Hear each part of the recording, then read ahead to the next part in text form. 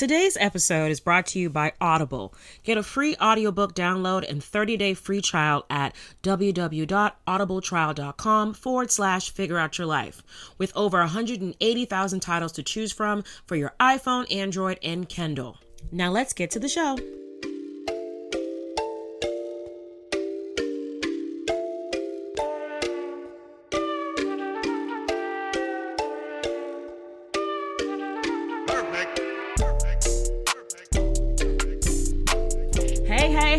Hey, everybody. You're listening to the Figure Out Your Life podcast, the show about figuring out the answers to life's many problems so we can all live our best lives. I'm your host, Toya T, a.k.a. Dr. T, a.k.a. Tardy T, a.k.a. your sis that will help you sift through the mess, the best friend you never knew you needed. It's me, Toya T. Need to stop playing. Oh gosh, guys, welcome back. I am here and I'm so happy to talk to you guys this week. It's gonna be a good one. Lots of things happened. Well, not really lots. One, I was actually, social. Well, I think I've been social the last couple of weekends. I think I've been social every single weekend since I quit my job. Look at that. A bitch is going out every weekend. Not like the whole weekend, but every weekend I've been somewhere doing something with other people that don't live in my house. Very proud of myself. Now, if I could start dating, that'd be great. But anyway, had a great week, particularly a great weekend. Yesterday, I went to Black Oktoberfest in Boston. It was an event that was hosted by So Phenomenal Agency. I had a really good time. It was a day kind of into night party from 4 to 11 at Garage Boston. It's supposed to be like Oktoberfest, but with black people in Boston, which is, not that big. But had a good time. Saw a lot of people that I knew. I went with my girl Tania. Hey, girl, hey. It was just very interesting that, there was a bartender there that was pouring drinks like she didn't care that the alcohol cost money. Or maybe for the fact that the drinks cost about $15, maybe that's why she was doing it. But I asked for a Jack and Ginger, and I watched that woman pour Jack Daniels, and then a splash of ginger ale. It's like, damn, girl, when I drank it, I was like, oh my goodness, I think I need to sip on this shit right here. I have to sip it though for at least a good hour because that shit was strong, but I appreciate her. And I wish I could have given her a bigger tip. I wasn't going to give her the $5 bill that I had. I wasn't going to be paying $20 for a drink, but I wish I could have given her at least like a $2 tip, like a $2 or $3 tip, but I didn't have it, and I wasn't trying to, break my cash. It was really crowded, but had a good time there. Saw a lot of people that I know. I did some interesting things, took a lot of pictures. I'm waiting for Tania to send me the pictures so you guys can see it. But I actually shot my shot at two different people in two different types of circumstances. So romantically and professionally. So there was a really cute guy there that my friend Tania knew. It's like, she knew like everybody there. I swear to God. Like, she went to college and graduate school in Boston. So, and she's a lawyer in Boston. So she knows a lot of people, and a lot of the people that she saw were her lawyer friends, like other black female lawyers. Cause there was a lot of women there, a lot of black women there, a lot of beautiful black women dressed to the nines, dressed real cool. I was like, damn, I like what you wearing, girl. With them boots. I wish I could do the boots, but I was wearing flats. But she knew like everybody, and she happened to know this really cute guy I was staring at that was standing in front of me, dark chocolate, got a beard. I was like, he was tall. He was buff. I was like, damn, I want to climb that mountain.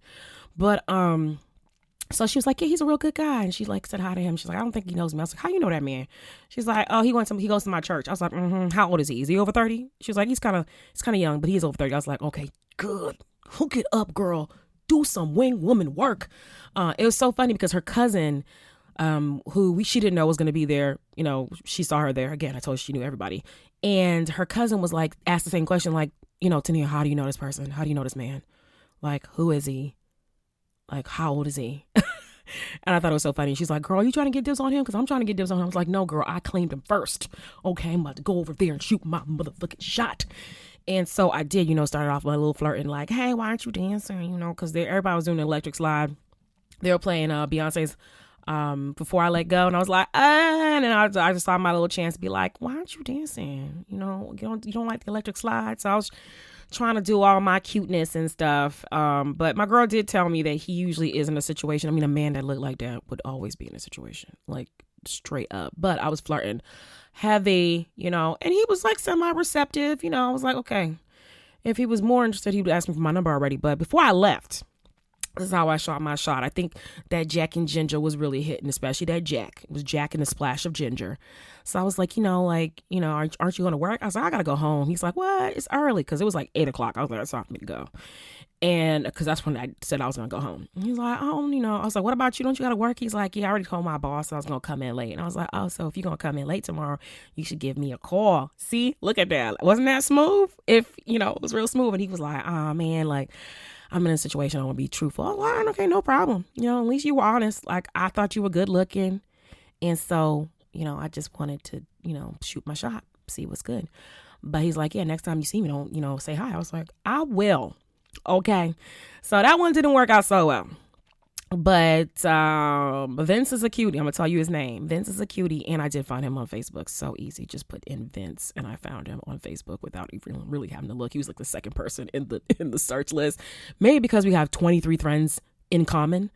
So I'm pretty sure I will see this man again. And hopefully the next time I see him, he won't be in a situation. And I will, hopefully I won't be in a situation so I can freaking climb that mountain. To glory. But on the way out, I wanted to stop. They had a little like photo booth thing with the event's name on it, Black Oktoberfest. I was like, okay, before I leave, I need to take a picture in front of it because they had lighting and everything. And I was like, perfect lighting. My girl got the magic, iPhone 11. And I was like, you got to take it with your phone because you got the good phone. You got the good phone that, makes my skin look like Rihanna's. Like, it's just smooth. Like I'm wearing Fenty, but it makes my skin look like I'm Rihanna without makeup. So I was taking a picture, and then as I was waiting and we were about to leave, because we ran into another person that she knew. Like I said, Tania knew fucking everybody, but I knew this person too. So I was like, hey girl. But as we were about to leave, I look over and I'm like, yo, I think I know this chick that is taking a picture at the little picture booth thing. And I was like, I think that's the girl that I was listening to her podcast. Oh my gosh. Like I'm blanking. It's the urban. Oh my gosh. I'm blanking. Let me get it for a second here. I'm gonna get it. The Urban Collective podcast. So I was listening to it. It's a local Boston podcast. And I don't remember how I found out about it. I think it's because I saw her. Her name is Bernadine Truth. Hey, girl, if you're listening. And I was like, oh, my gosh. Like, I was following her. And then I found out she had a podcast. I started listening to it. And, they talk about, they usually highlight, like, Boston people. And they don't have to do anything major. They can like have a podcast. They can, be a lawyer. They can be a rapper. They can be anything. But, they're usually like people who live in Boston. And I was like, I live in Boston and like I'm a Boston native and I got a podcast and I got a PhD. Like I got interesting things to say. Like I could talk about anything. We can talk about colorism. We can talk about race. We can talk about, immigration. We can talk all that stuff. I can pull the PhD skills out, or I could talk about my podcast. But I had to go shoot my shot. So I was like, oh my gosh, hey girl, are you from the Urban Collective podcast? Are you Bernadine? And she's like, yeah. I was like, oh my gosh, I was listening to you in the car.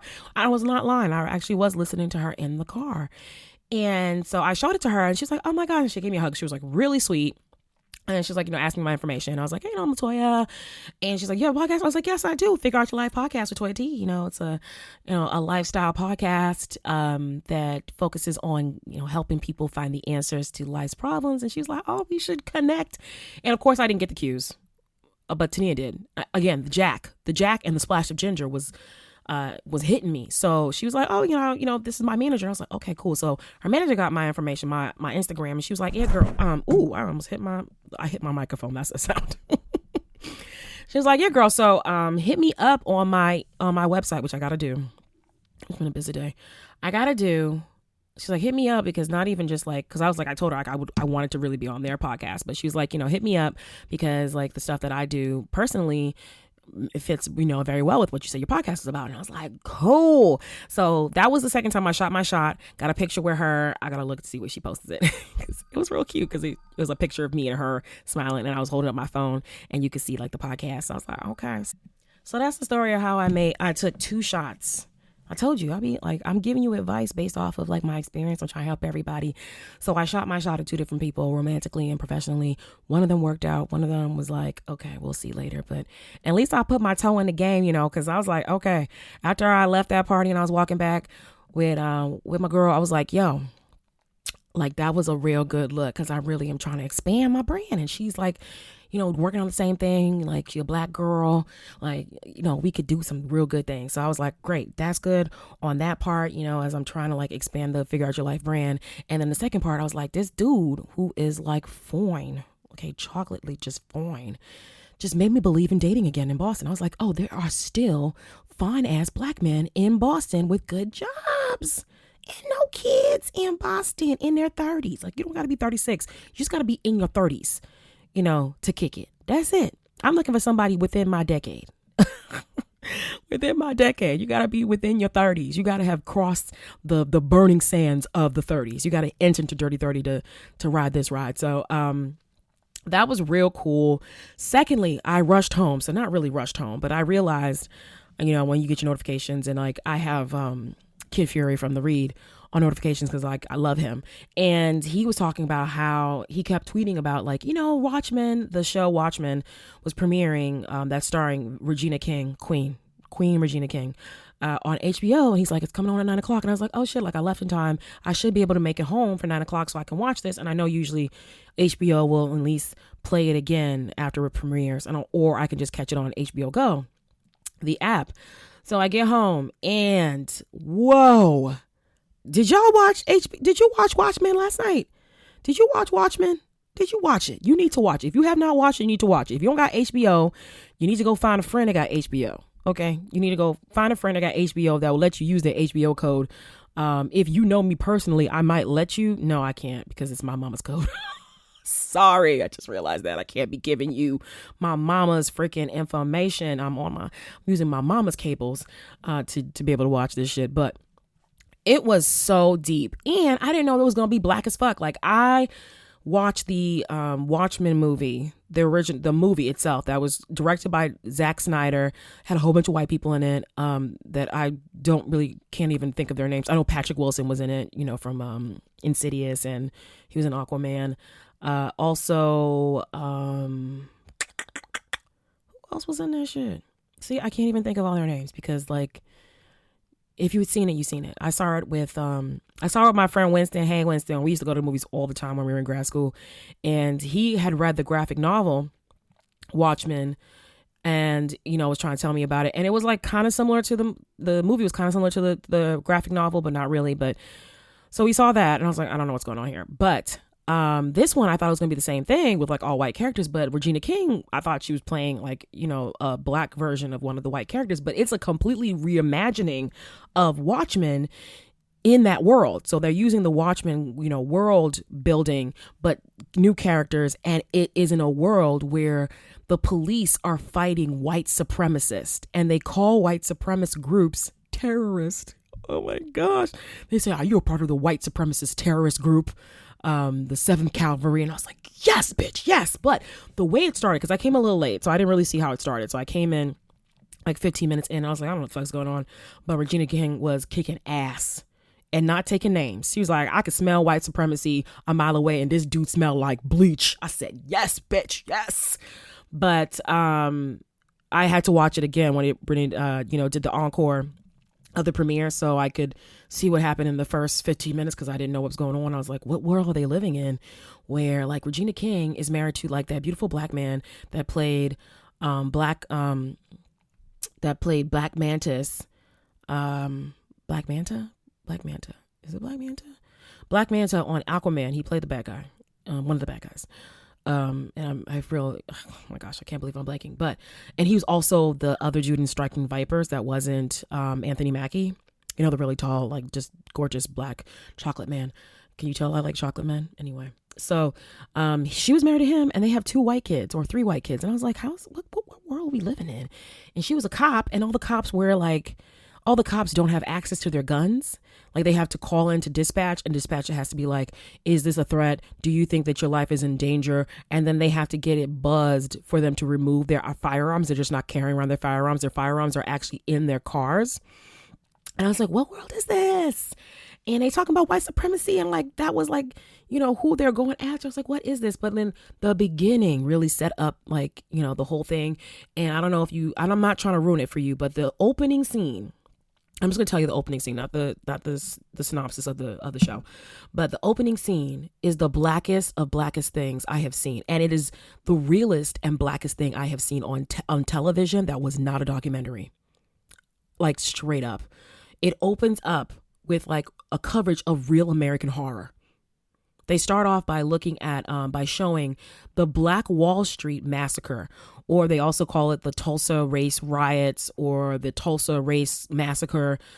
Pretty much, if you've never heard about it, the massacre began on May 31st, 1921, and left hundreds of black residents dead. There were 1,000 houses destroyed. They pretty much destroyed the whole thing. Burnt it down. And this, of course, was by a jealous, hateful, racist, terrorist, white mob of poor whites that lived nearby.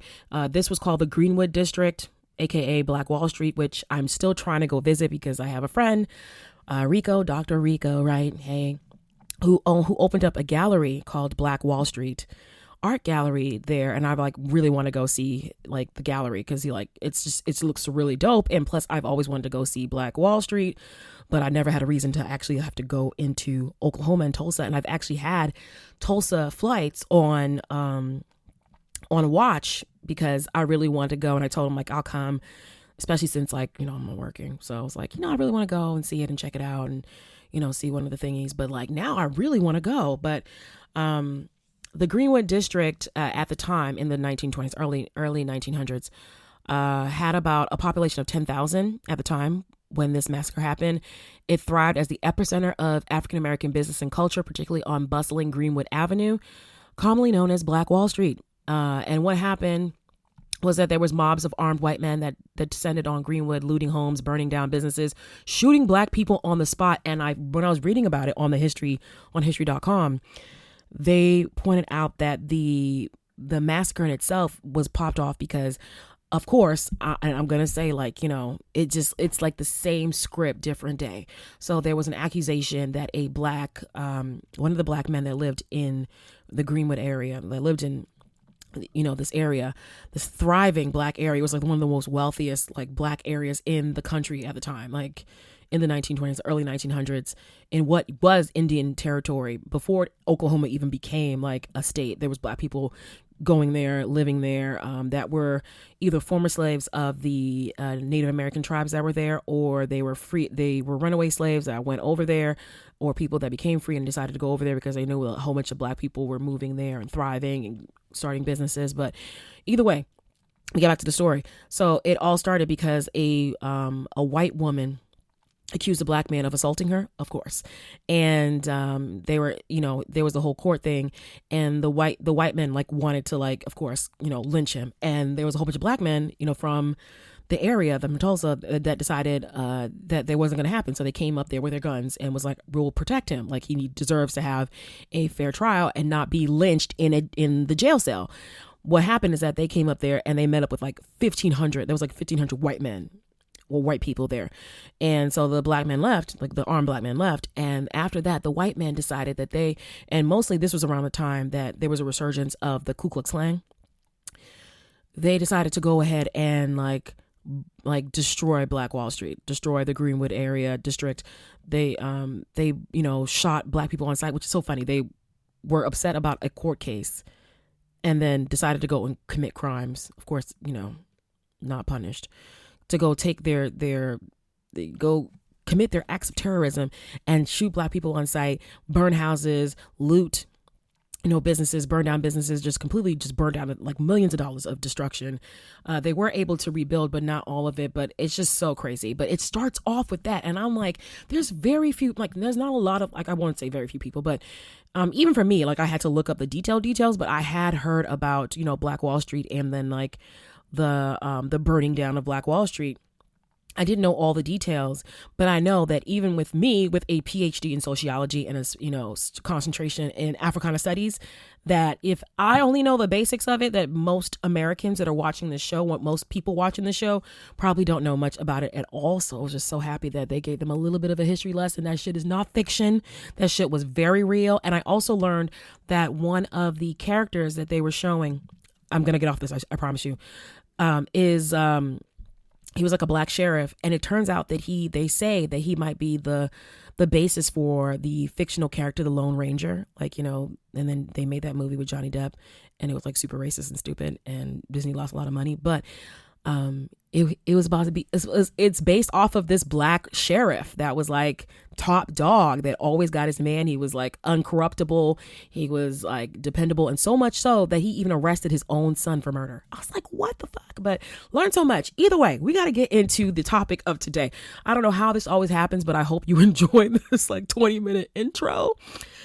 But anyway, let's get to the topic of the show. If you've already read it, you saw it on the title, you clicked on it, you downloaded it, and you're listening to it. This week's topic is figuring out ghosting.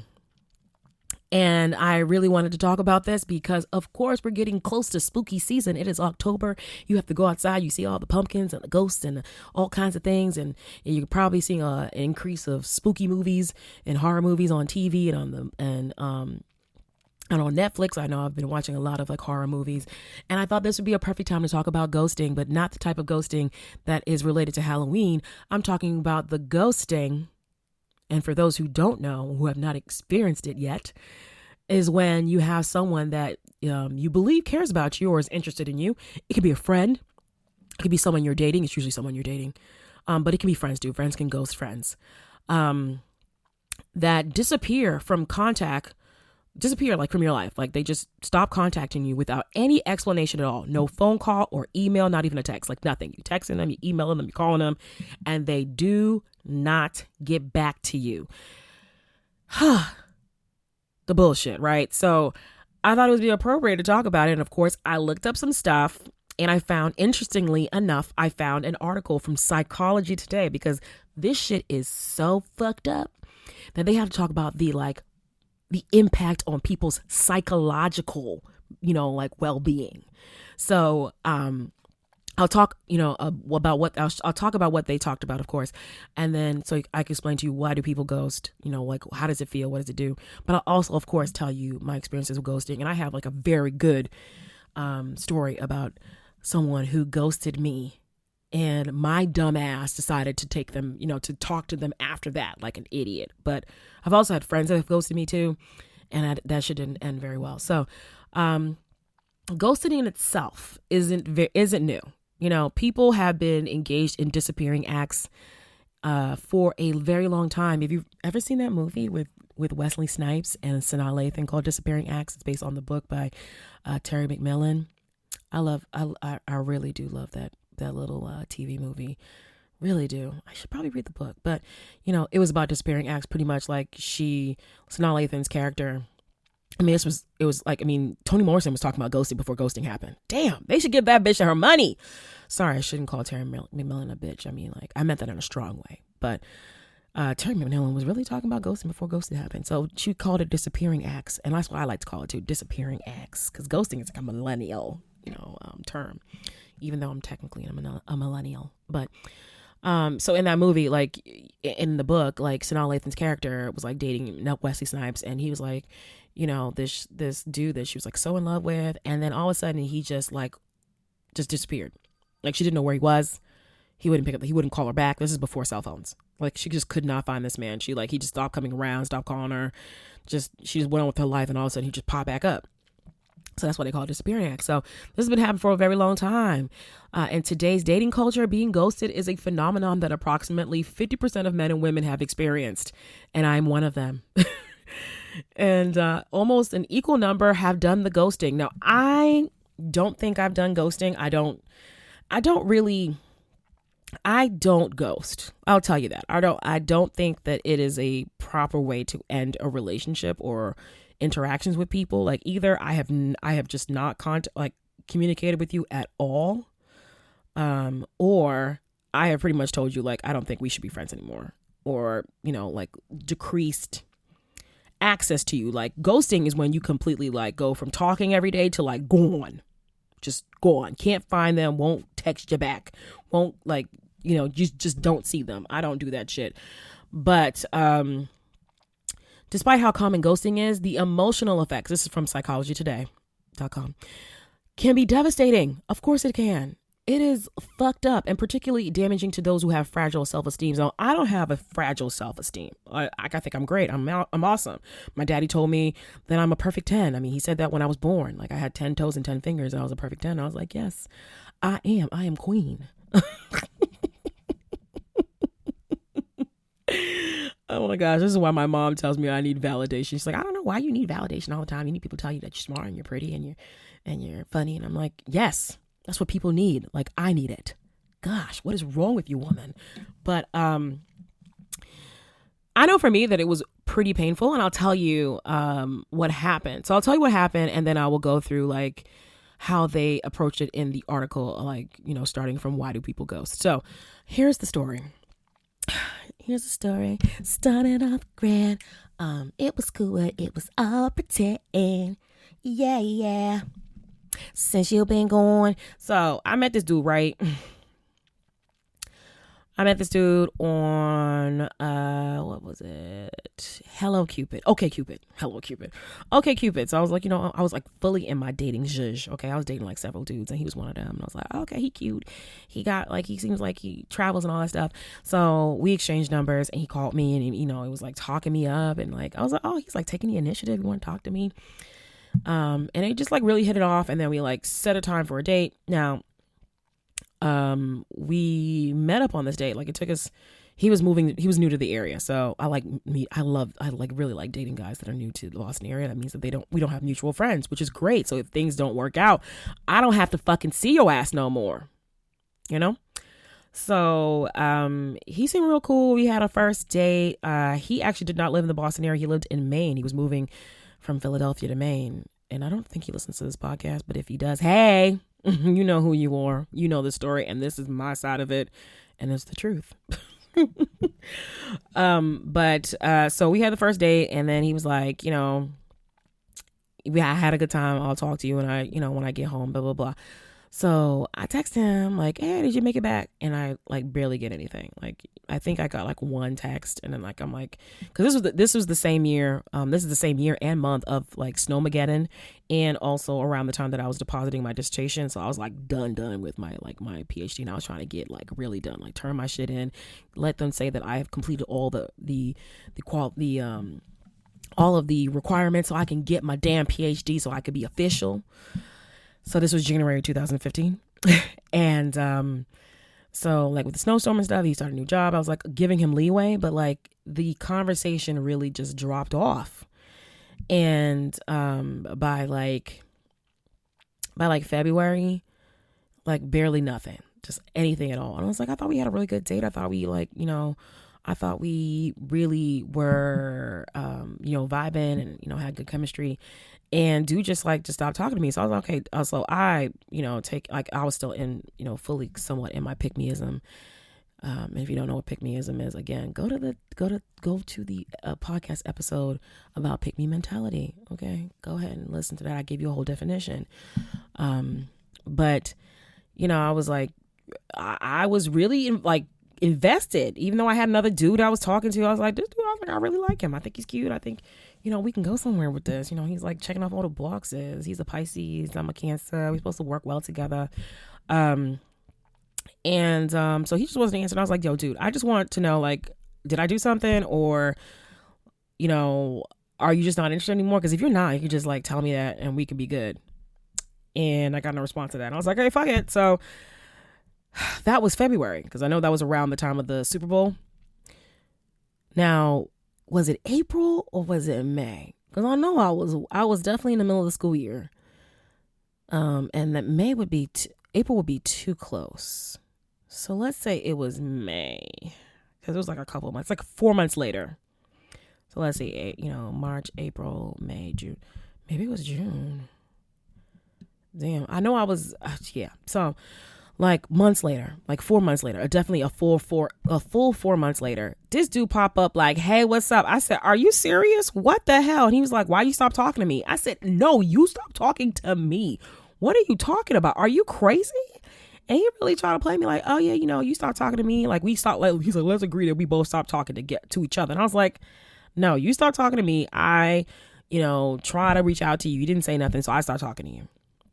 And I was stupid for just even responding to you in the first place, in this situation. And but I was still like he got in there. He's real smooth, very, very charismatic, and we started kicking it again after that. And pretty much that shit went on and off until 2017. And I'll tell you right now, I'll be full disclosure here. He is the guy that I went to Maine and for the D, and that was the last time I've had sex. Like he's the last person that I have had sexual intercourse with. This guy that I was involved with from January of 2015 until October of 2017, just on and off, in and out, mostly because this nigga was like Dr. Ghosting. He was the king of ghosting. He was Mr. Ghost. And so now that you know the story, let me get into some of the things that they were talking about in psychology today. So one of the questions they ask is, why do people ghost?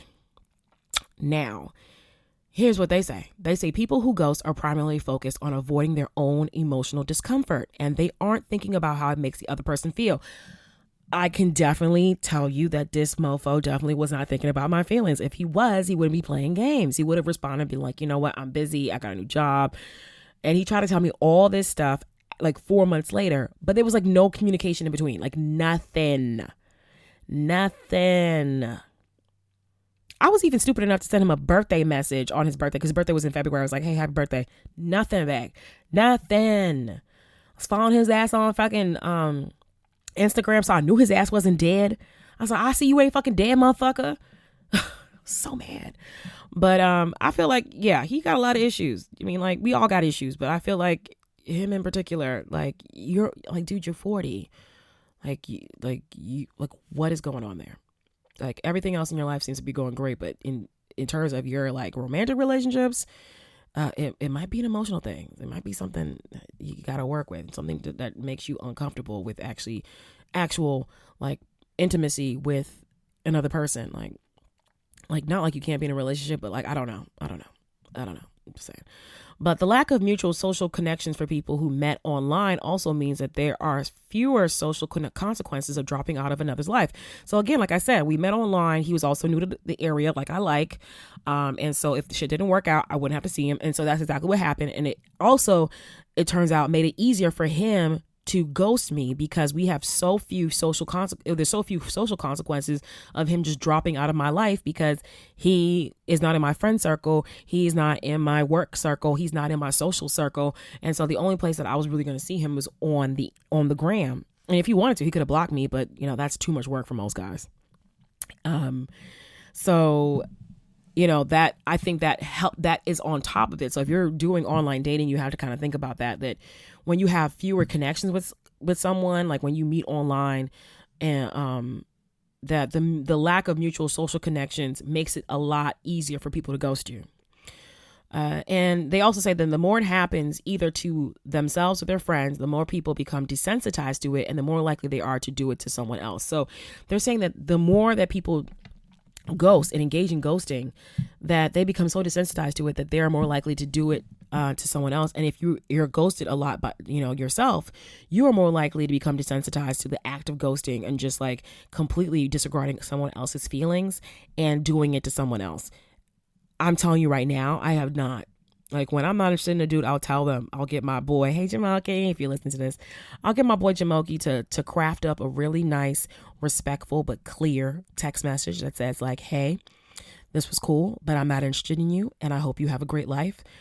making it so it's respectful, so this mofo won't come back and try to kill me or stalk me, because this is the world that we live in, where motherfuckers will come up to your job and shoot you because you don't want to go on a third date with them.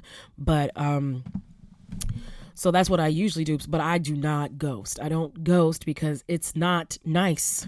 And I'm a Cancer, and I'm about my emotions. I'm like super, sensitive and emotional. And I think I'm an empath. I can feel other people's feelings. When people cry, I cry. You know what I'm saying? And so I don't like having that kind of energy go out, because it definitely comes back at you.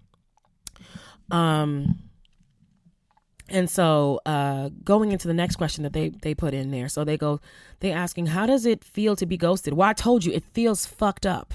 It feels pretty fucked up. But for them, they say for many people, ghosting can result in feelings of being disrespected, like I said, used and disposable. That's exactly how I felt. Damn. I felt all of them, like classic case. I felt like, what the fuck? What did I do? Why are you disrespecting me that you can't like return a text message, return a phone call? And yes, I can get excessive. Like if you don't answer me, I will like text you like 5 times. Like, what the fuck? Like, why didn't you call me back? It's bad. I'm trying to do better at that. And I know that can be really bad. But like when you're in your feelings and you feel like someone has disrespected you, you like all the rules go out the door. And they continue to say, if you have known the person beyond more than a few dates, then it can be even more traumatic. So I didn't know him for more than a few dates. So it was not like traumatic, like I got to hide in a hole and cry myself to sleep. Like it literally was one date. I was just like, yo, dude, I was feeling you, but if you ain't feeling me, it's cool. Like literally I said that in text. It's cool. And if you don't want to respond, fine, whatever. And that nigga want to come back 4 months later. My dumb ass took him back. So, it can be really traumatic. And so for people who are like, dating for someone for a while, and I've heard these kind of stories like on like the read when they have like the listener letters and they're like, I was with this dude and we went on like several dates, or I was with this girl and like, we really kicked it and it was cool. And all of a sudden they just stopped talking to me and I don't know where they went to. And I feel like, should I contact them? I know exactly where they live. Should I show up at their house? Which is something that I would do. I've done it in the past. Don't do that. It makes you look crazy. And sometimes even if you get the results that you want, it doesn't in the end turn out that well. So they continue by saying, when someone we love and trust disengages from us, it feels like a very deep betrayal. Yes, it does. It feels like you invested in this person. You opened yourself up. And especially, again, I'm going to talk about horoscopes, but as a Cancer, I don't open up to people easily. Like just like how the reason why the crab is, what they use to describe cancers is because it fits like soft in the inside, but hard outer shell. It is very hard to break into my shell, like literally. Like most of the time when I meet people, I'm very apathetic towards them and they think I don't like them. And it's like, no, I'm not. It's not like I don't like you. It's like I'm apathetic. I don't have any feelings towards you. And I'm pretty much looking for signs that you are someone that I can trust and let inside. And then once you're inside, you're like, all my business. Once you're inside, you're in. That's how I feel too. Like it just feels like a betrayal. Like I let you in and then you just like completely just like shat on me. Like you just completely disrespected me, betrayed me, and it can be very hard to get over. Now, the next question they ask is, why does it feel so bad? Now, they say social rejection activates the same pain pathways in your brain as physical pain. So when you stub your toe or when you break a nail like I did all the way down to like the white meat, that shit hurts so badly. It hurts right now. I'm picking at it. It's the same thing. Like it's the same pain pathways than when someone socially rejects you through ghosting.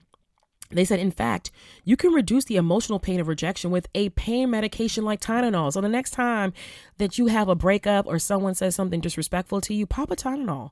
Just like, you could pop an aspirin just to prevent a heart attack if you're someone who's at risk for heart attacks, like before you go on a plane or do something strenuous. Like it's the same thing. Like you can actually take a Tylenol to help you deal with emotional pain. Damn, the more you know. But in addition to this biological link between rejection and pain, there are some specific factors about ghosting that contribute to the psychological distress. So they go into a lot of things on the fact that that they're all linked together. That the reason why it hurts so bad when someone hits you is that it goes through the same pathways in your brain that tells you like that hurt. Like you stubbed your toe, that hurts. You should cry out or cry. And you can get relief by taking a pain reliever. It's just so crazy. And the fact that, that these things are linked is just like, it explains why it hurts so badly. It just explains all of it. Like, and I think mostly, and the reason why I think that it causes psychological distress, and they talk about it, is that ghosting gives you no cue for how to react. Like if someone slaps you, you know how to react. You know that you either got to slap them back or you got to walk away or call the police or something, like, that reaction. When someone ghosts you, you have no idea how to react, and you have no cues on what the best way to react to it is. I told you, when this dude ghosted me, I literally was just like, I turned into a crazy person. I was like texting, I called him, like it was like a project. Like, did you call him today? Did you text him today? Maybe I'll take a day off and see if that works better. Maybe I'll send like a hello, morning text, or maybe I'll send one where I'm telling him like pretty much like, okay, I don't need you anymore. I thought you were cute and you were fun, but you ain't nothing to me no more. And maybe he'll respond, like to that, nothing, like nothing. But that's because we have there's no cues. There's no handbook on how to react when someone ghosts you, because it's not natural. It's not natural. It's not at all. Just like the apparitions and the poltergeists that ghosts are, when we're talking about related to Halloween and like ghost, like you don't know how to react to that shit. It's just like, it's a mystery. It's something outside of our normal world. It's in the paranormal, not in the normal, and one of the most insidious aspects of ghosting, they say, is that it doesn't just cause you to question the validity of the relationship you have with that person. It causes you to question yourself. Why didn't I see this coming? For me, because there's no cues, and because I'm a smart girl. I'm a smart girl. I'm grown. I'm in my 30s when it's happened. I was like, I should know something. Like I should know better. I should know when a dude, is not feeling me. But he was feeling me at our first date, wasn't he? Was he not feeling me? Did I do something? Like, did I say something wrong?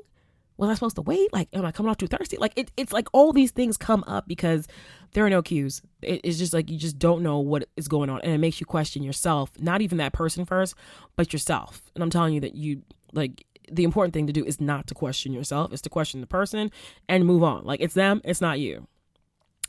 Ghosting is the ultimate, they say, use of the silent treatment, a tactic that has often been viewed by mental health professionals as a form of emotional cruelty. So that's why I don't engage in nobody's type of ghosting. That's why I try not to, because ghosting, as they just said, is a form of emotional cruelty. And so when you engage in it, you are being emotionally cruel to somebody. You are trying to abuse someone emotionally. So if you ain't feeling somebody, and just tell them I ain't feeling you, or I don't want to talk to you right now, or I need some space. And if they're not getting it, then you go into the extremes, like block them and, get a restraining order. But I just think they're crazy. They say regardless of the ghoster's intent, ghosting is a passive aggressive interpersonal tactic that can leave psychological bruises and scars. Can you tell that I'm having PTSD just talking about this dude who ghosted me, that came back 4 months later and was like, what's up? So I guess it was a semi-ghost. It was a 4 months ghost. He came back and then he would ghost me again, and he came back and he ghosted me again for 2 fucking whole years. Okay.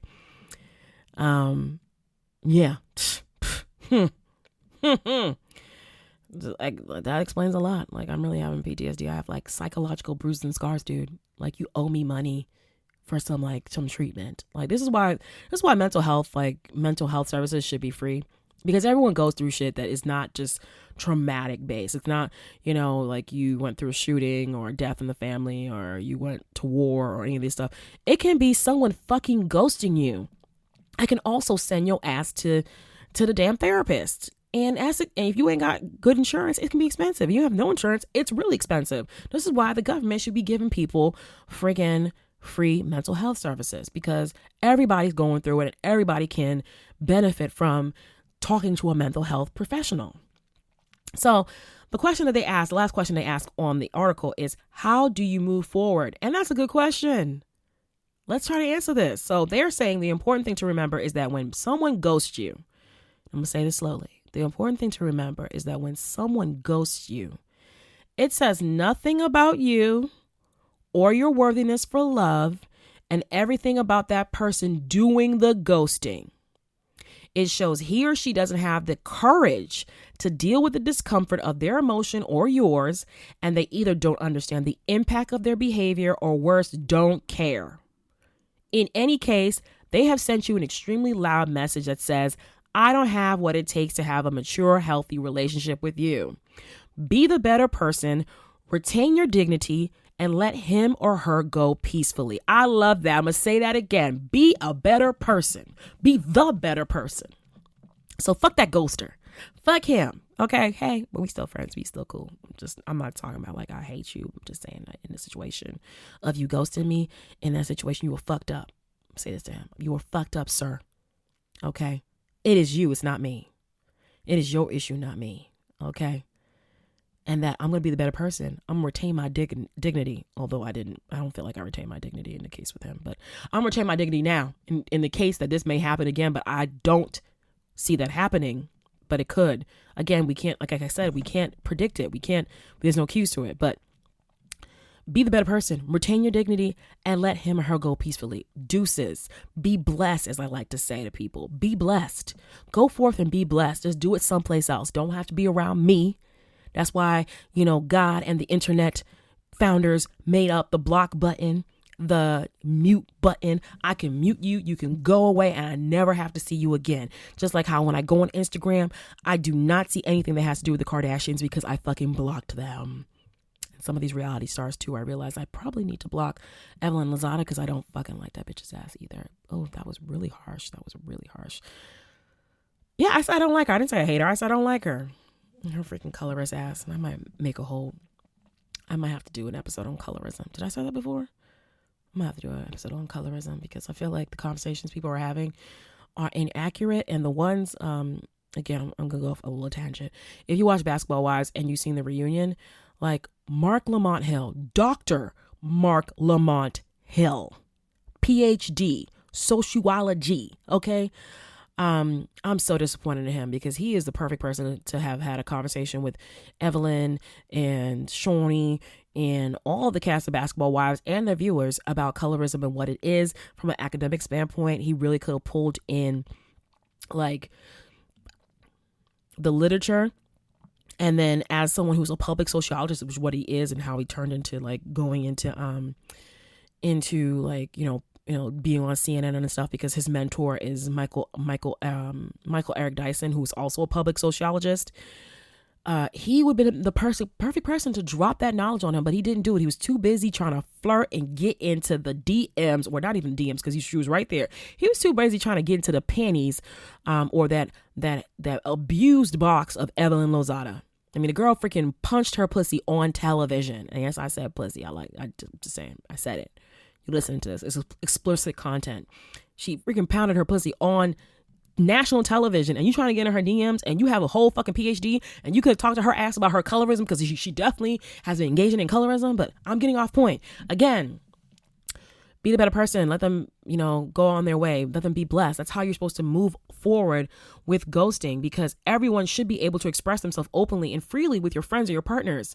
But for some reason in this generation, people think it's necessary to ghost someone rather than speak to them. And that is not the case. This is why I feel that they're saying that for not the millennials, but Generation Z or whatever, the people who are in high school now, the young kids. That's why there's such a high rate of suicide among them because these kids don't know how to deal with their fucking feelings. They do not know how to open up their mouth and say, I'm not feeling well. You hurt my feelings. You made me feel bad, or talk to a friend and say like, I'm feeling bad about this. It's really bad because they're thinking that ghosting is the best way to communicate with people that I have a problem with you or I'm having an issue with you rather than just speaking the fuck up and saying, hey, I have a problem with you. And they think that ghosting is necessary and it's not necessary. It is just fucked up. It's petty. It's shady. It's, whatever words they use. I don't know the words. Like if you listen to this, you probably don't know the words either. It's just not something that you should be doing. And I would not suggest you do it, because you literally are causing like psychological harm to someone else, like I just explained to you. And unless you want to have to pay for this person's like mental health, services, don't do it. Just speak up. And you got text. You don't even have to talk to people no more. You got text and email. If you got something to say to somebody and you don't feel comfortable saying it to their face, or on the phone, just send them a text or an email. It's a lot easier to write your shit down. I mean, that's why people love to be social media trolls, because they're anonymous and people don't know them. And they'll say all kinds of nasty, disgusting, harmful things, but won't say that shit to your face. It's because of the cover of anonymity. It's the cover of, the distance, that you're not talking to someone and there's not immediate back and forth. And so if that is the best way for you to be able to do it, do it. But don't be ghosting on people, because watch it. Just like how, cyberbullying wasn't something that was covered by the legal field. Like it was like, they couldn't prosecute people until it became like, it was until we had more social media sites and it became more prevalent, where you had these kids cyberbullying other people, and then people, like these people who are getting cyberbullied taking their lives, and then they had to come up with legislation to deal with that, because people were harming themselves over the actions of someone that was bullying them, not in person anymore, but over the internet. The same thing could happen with ghosting. Like if you're doing this, you could, if it gets really bad, and they're saying, like, Psychology Today is talking about, it's a form of emotional cruelty. If they're able to identify it as that, someone can take your ass to court. They can take your ass to court for emotional distress, because that is something that you definitely can do. You can sue people for emotional distress, and soon you're going to be able to sue people for ghosting. So let's help each other out. Let's help ourselves out and not engage in it. Don't do it before you end up in jail or end up with a lawsuit. Okay. I'm trying to give y'all legal advice, and I ain't even got a legal degree, but I'm sure my lawyer friends, because I got a lot of female lawyer friends. Hey girls. I know you can tell me that I'm right. Like Sheena, let me know if I'm right. Tania, let me know if I'm right. Karen, let me know if I'm right. Who else can I keep going? Candace, if you listen to this, let me know if I'm right. I can just keep going and going and going with all my lawyer female friends. But I'm pretty sure that Abra, let me know if I'm right. Pretty sure that it will be the next thing, because this is ridiculous. Like it happens. If it's happened to more than 50% of people, it will lead to something ridiculous. It will lead to someone taking their lives and saying, like, I took my life because this person was my, like I thought he was my forever, or she was my forever. And all of a sudden they dropped off and I decided to kill myself, or because they wouldn't talk to me and I said, if you don't call me back, I'll kill myself or something. And someone will find a way. There's always a way, for that to turn into something. Because I'm telling you, I can see how it goes. I'm an observer. I see where it goes. But anyway, I'm done with this topic. And let's move on to the next section, which is figure this out. Figure this out. And there's a lot of shit happening in this world that I just don't understand. I don't understand.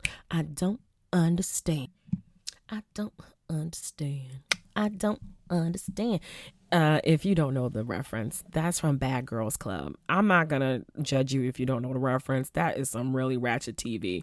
But for those who did watch Bad Girls Club, I don't understand. That's when they were in Cancun. My homegirl, I can't tell you her name, but anyway, well, I don't understand, right? So if you follow me on Instagram, you would have seen in my stories today, Monday. And if you didn't catch it, if you're listening to this later, it's gone. But so I was talking about how living in the suburbs comes with so many different things than living in the city. Like, I kind of feel like I'm living in a really nice project. Like, it's kind of like living in the projects. I've never lived in the projects, but like the description of the projects, like having to deal with possibly like rats and roaches and stuff, is I feel like it's the same thing when you live in the suburbs, except you ain't got a super to come and like deal with that shit for you. And I'm not saying that we don't have like roaches here, but like we have a mouse right now. Emma's gonna kill me because I'm talking about we have a mouse. Have no idea where this mouse, but we have like really smart fucking mouses. Mouses. Oh my gosh. I have a PhD. I promise you. I did not pay for it. Like, I did pay for it. I'm still paying for it. I mean, like, it wasn't from like an online, like, fake university. Like, I actually earned my PhD. I promise you I'm smart. So we have like really smart mice in the suburbs. I feel like over the summer we had a mouse, right, that could climb up like the wall pretty much. Like, it would climb up. Like, we have like a digital frame that has a like extension, like the extension cord, but the power adapter cord is there, right? So this thing learned how to climb up the couch and climb up. I watched it climb up the freaking like really tiny like power cord to get upstairs. And I was like, what the fuck? And then also this thing tried to like harass me. It was like on my desk, like staring at me. And like, we were having a staring competition. I was like, I can't believe this motherfucker really tried to freaking like, you know, get that close to me. Like, he was literally at my desk staring at me and noticed that I was there and was like waiting for me to like close my eyes so he could like run off. And he did. And so, but that motherfucker's gone. He did. Caught that motherfucker. He did. But we have a new one apparently. And my mother's like, this one was like climbing again. She watched this one climb. And I was like, what the fuck? So we got climbing mice, right? And they're not even in the kitchen. Like, this one is not in the kitchen. This one, because we have like those little like sound things that are supposed to keep like rodents away. Like, it's like a really high pitched sound that only they can hear. So this motherfucker, like, we have a whole bunch of those in the kitchen, but we don't have it in the living area. So this motherfucker decided that he wants to be in the other areas of the house. He's probably like watching me right now. Most likely. I need to put one of the sound thingies in my room, like more. But it seemed to have that we have like advanced mice here, not rats. I realized that there are like, I haven't seen any rats in the suburbs. Like, I walk at night and like, I know when I lived in New York City, and especially when I lived in Manhattan when I was like going to college, and I lived in a dorm that was really close to the Hudson River. Like, it was like really close to the Hudson River. Like, as soon as it got dark, those rats you couldn't walk on the sidewalk because they used to have parties on the sidewalk. Like, you could not walk because they didn't fucking care that you were walking down the sidewalk. They weren't scared of humans. Like, I would always say like, okay, they're hitting the nightclub tonight. Like, they all came out and they went to the bar first and they pre-gamed, and then they went to the club, and now they're clubbing, and now they're, you know, if you come out way too late, they might be fucking on the street. Like, it's just really nasty. So you have to walk in the middle of the street. And I see rats all the time. You see rats like on the subway when you're in New York City, and in the cities in general, but I don't ever see rats here. It's like usually like little field mouses. So I was like, mouses, oh my gosh, little field mice. Oh, mice, I must still be drunk from yesterday. Field mice. So we got like super smart mice you got to deal with, which is like making it hard to like, you know, catch and kill them. So I'm working on that. You know, I do my research. Apparently they like peanut butter, so you got to put the peanut butter on the trap. We got some new traps, so hopefully we'll catch this motherfucker. But on top of that, we got these bugs, right? These box elderbugs that I had to look up because I was like, what are all these red bugs that are like clustering on the side of like the back door? Like, it was like right there. And I was like, what is it? Is it the new siding? Because my mother did new siding on our house, and now the house is yellow. It used to be like beigeish, but now it's like a nice, beautiful yellow because you're like, you know, black people look beautiful in yellow, and only like black people live in this house. So, you know, got to have a beautiful house that matches the beautiful people that live inside. And so now we have these bugs, and I had to look it up. I was like, what are these red bugs that cluster? And they said it's box elder bugs. And like, I try to spray them away, but they were like, yo, don't try to spray them away with the hose because it's not going to work. And don't try to like, you know, spray them with like Raid or anything because that's not going to work either. Like, they seem to be like immune to that. What you need to do is spray them with soapy water. And you can get like, you know, special made like anti-bug soap water, or you can just put Dawn in a bottle of water and just spray them. So that's what we've been doing because I learned from doing my research that these things like to hang out in clusters, not just like one by themselves, like clusters. It becomes disgusting. It's just like, if you are someone who doesn't like small holes and you don't like things clustering like bugs, like it will gross you the fuck out. Make you, you're probably itching right now. I'm itching right now, and I'm not even looking at them. Like, but so they were like clustering inside the house, and like pretty much they said like, you know, they send out a smell. And that's how they like attract each other. And it could be like, you know, the male, the female, and the babies. Like, I've seen like all kinds of sizes of them, and it's like disgusting. So I was trying to figure out how to kill them, but apparently they like to be on the south and west facing side of houses and on trees and leaves because they're like trying to take in the sun, and they're also looking for places. They only come up at the late summer, early fall because they're looking for a place to winter, and they call it wintering. Like they find a space and they winter in these spaces. And if you are unlucky and you don't get rid of them in time, they might try to like find spaces into your house and winter in your house. And then you're gonna have a real problem because you can't step on them, because apparently they're also stink bugs that stink when you step on them, especially if there's a lot of them.